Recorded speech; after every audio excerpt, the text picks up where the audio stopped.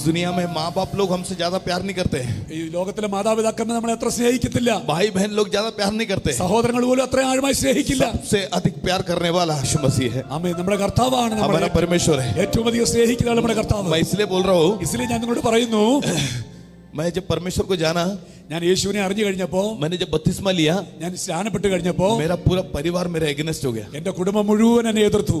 अकेलापन महसूस किया. ഞാൻ ഒരു ഒറ്റയ്ക്കായി, बहुत टूटा हुआ व्यक्ति था उस समय में. ഒരു തകർന്ന വ്യക്തിയെ പോലെയായിരുന്നു ഞാൻ. मेरा जमीन जायदाद सब कुछ चले गया मेरे हाथ से. എന്റെ കരങ്ങളിൽ നിന്ന് എനിക്ക് വരേണ്ട നന്മകളും ഭൂമിയെല്ലാം എന്റെ കയ്യിൽ നഷ്ടപ്പെട്ടു. क्यों परमेश्वर करता पता है? എന്തിനാ കർത്താവ് ഇങ്ങനെ ചെയ്തെന്നറിയാമോ? अपना प्यार जताने के लिए. ആമേൻ. ദൈവം, കർത്താവ് തന്റെ സ്നേഹം നമ്മളെ കാണിക്കാൻ വേണ്ടിയാണ്.